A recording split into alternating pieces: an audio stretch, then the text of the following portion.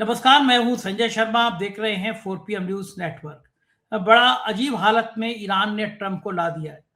ना खाते बन रहा है, ना उगलते बन रहा है। ट्रंप को कोई समझ नहीं आ रहा रास्ता कौन सा तलाशिए। ईरान के पास मिसाइलों की खेप तैयार है, चीन सपोर्ट कर रहा है और अब अमेरिका के सामने परिस्थितियां खराब हो रही हैं। उधर पवन खेड़ा ने असम के मुख्यमंत्री के पसीने छुड़ा दिए हैं और अरविंद केजरीवाल ने जज के मुंह पे कह दिया कि आप संघ के कार्यक्रम में गई हैं, हमें आप पे भरोसा नहीं है। इन तमाम बातों को किया है मैंने दैनिक भास्कर के राजनीतिक संपादक केपी मलिक के पास ले चलता हूं इन सारी बातों के लिए। 4PM में बहुत बहुत स्वागत है, हार्दिक अभिनंदन आपका केपी मलिक साहब। जी धन्यवाद संजय जी, बहुत बहुत धन्यवाद आपका। मलिक साहब, शुरुआत करते हैं ईरान के मसले पर। ट्रंप बौखला गए हैं। ईरान ने एकदम मना कर दिया है कि हम तुम्हारी शर्तें मानेंगे नहीं। वो कह रहे हैं कि अगर होमज स्टेट के पास कोई जहाज गया तो हम तबाह कर देंगे। और ऐसी गीदड़ भपकी वाली धमकी एक बार नहीं, ट्रंप कई बार दे चुके हैं। आपको क्या लगता है कि ट्रंप अब अपनी चालों में इतनी बुरी तरह उलझ गए हैं? अमेरिका में जितना विरोध बढ़ता चला जा रहा है वो बहुत खतरनाक होता जा रहा है। आपको लगता है कि अब कहीं ऐसा ना हो कि दूसरे देश में दखल देते देते अपने ही देश में फंस जाए ट्रंप बाबू और ट्रंप चचा का हाल वैसा ही हो जाए जैसा बाकी मुल्कों का हुआ था। तानाशाह की उम्र बहुत लंबी नहीं होती और तानाशाही कितनी जल्दी खत्म होती है ये अमेरिका में दिखा दिया। अमेरिका के लोग बड़ी संख्या में विरोध में आ रहे हैं। क्या देखते हैं आप इस युद्ध का अंजाम? संजय देखिए, हमारी जैसे कल भी बात हुई थी, मैंने ये कहा था कि दोनों देशों में लोग सड़कों पे उतरे हुए हैं।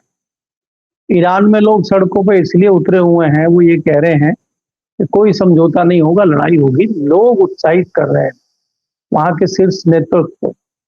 और दूसरी तरफ लोग सड़कों पर उतरे हुए अमेरिका में, वो कह रहे हैं युद्ध तत्काल बंद कीजिए, हमारा युद्ध नहीं है, ये इजराइल का युद्ध है। ये तो आपको ग्राउंड रियलिटी आपको समझ लेनी चाहिए।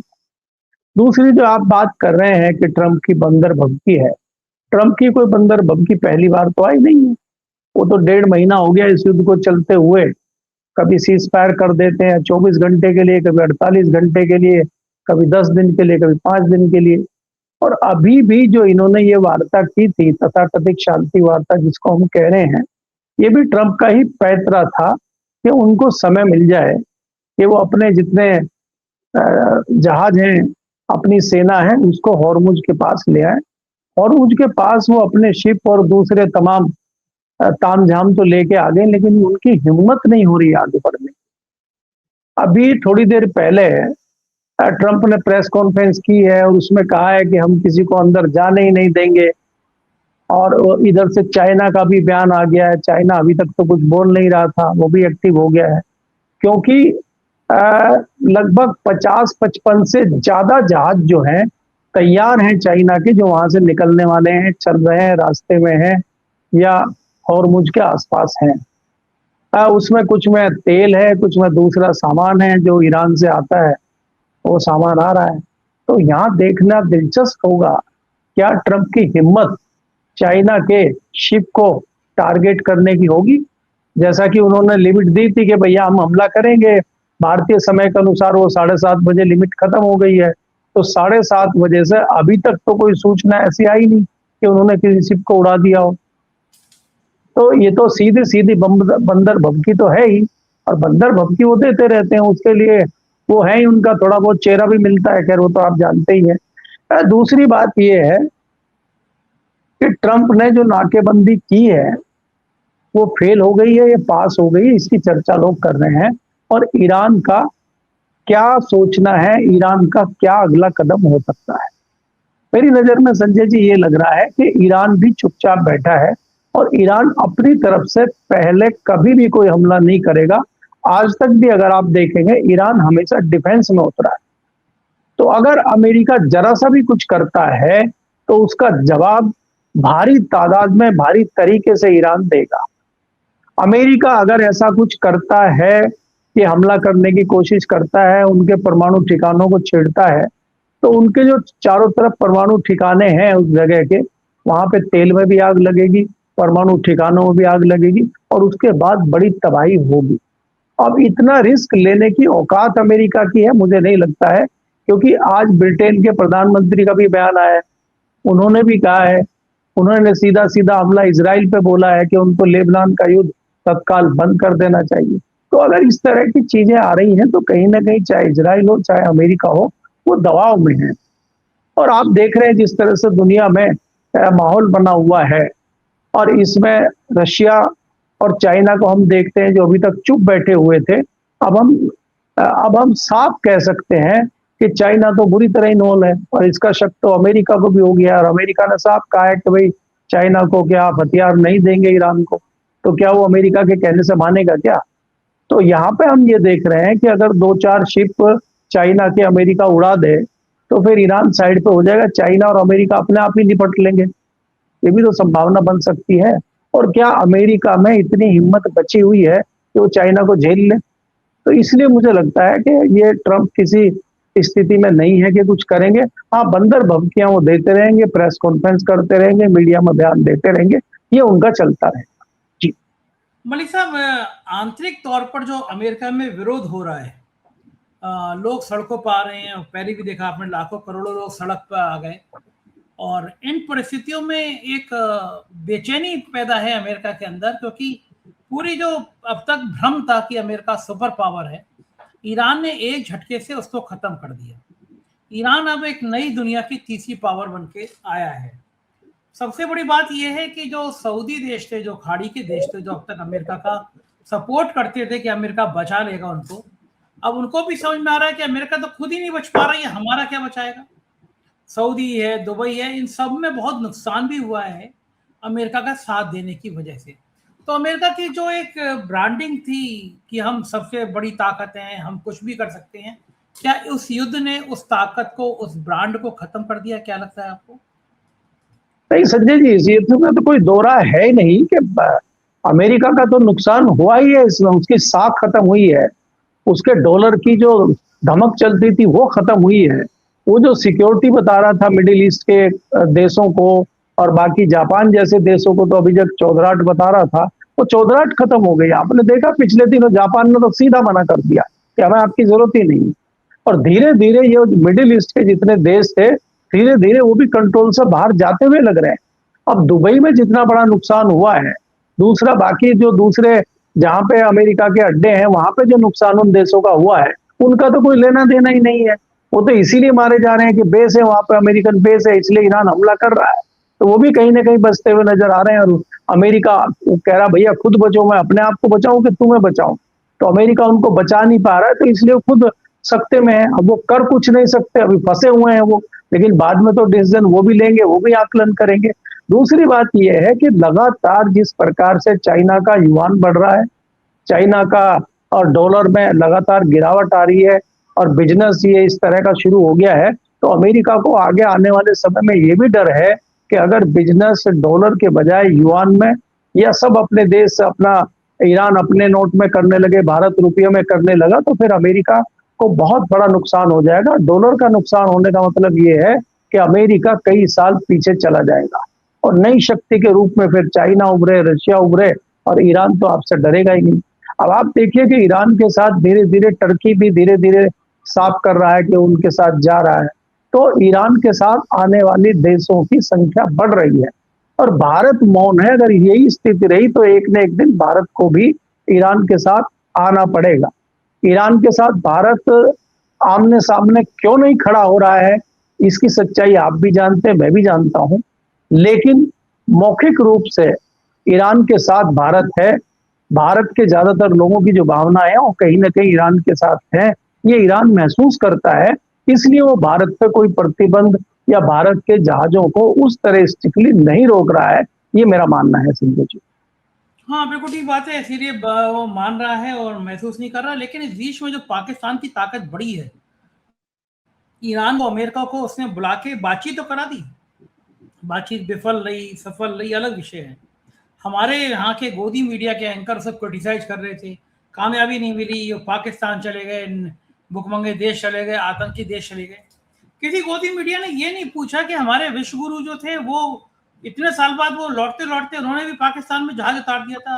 नवाज शरीफ को हैप्पी बर्थडे कहने चले गए थे, बिरयानी अम्मी जी को गिफ्ट, ये सब तो प्रधानमंत्री जी ने किया, विश्व गुरु जी ने किया।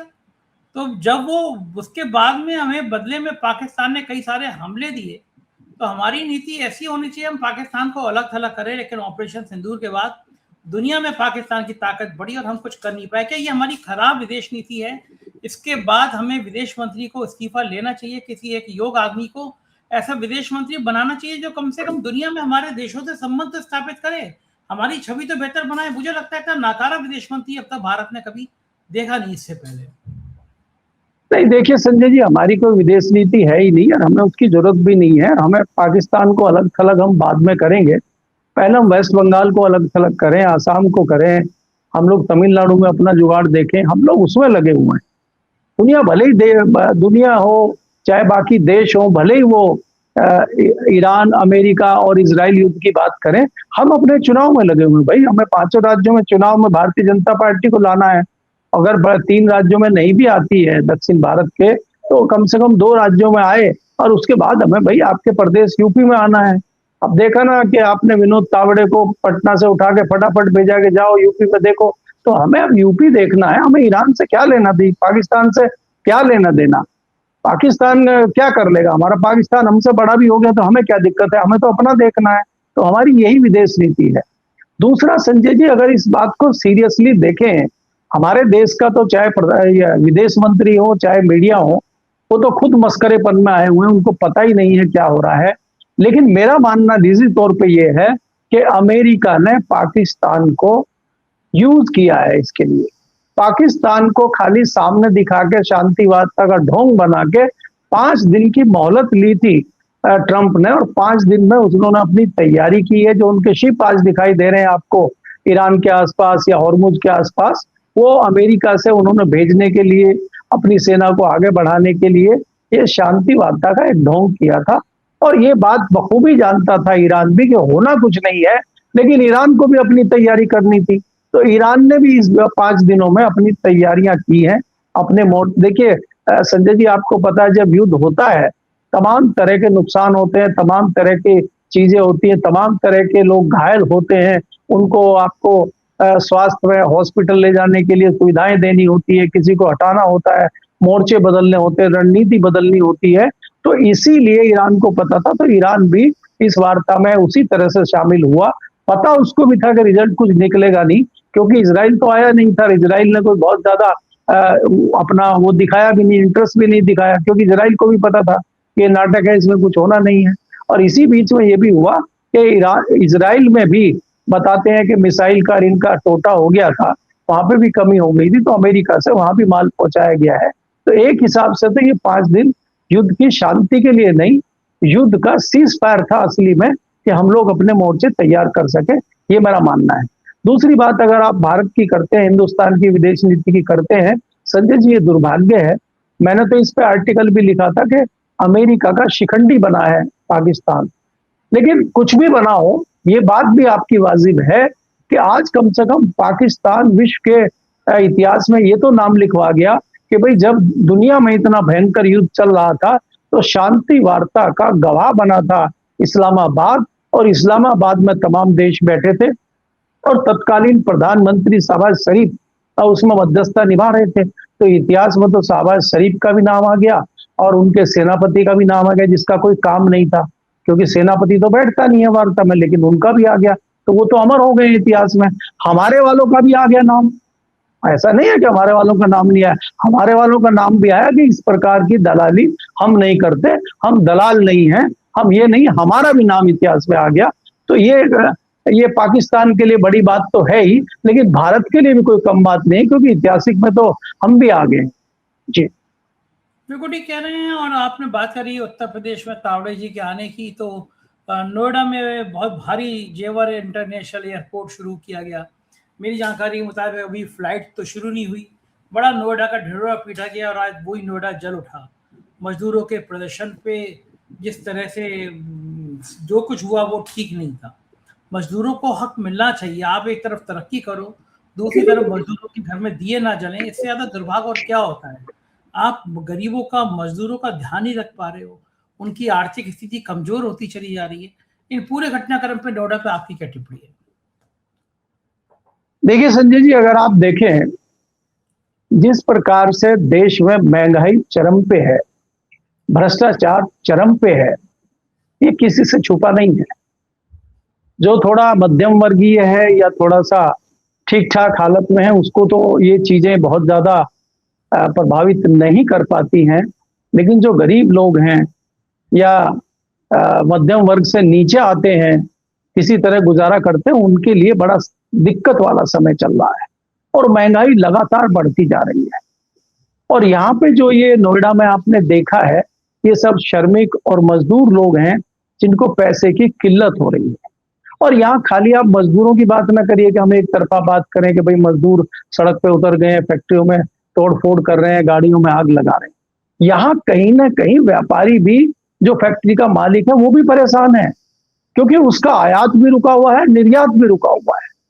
अब आयात निर्यात चलता रहेगा, सिस्टम सारा रहेगा, तभी तो वो तनख्वाह दे पाएगा, नहीं तो वो कहां से देगा।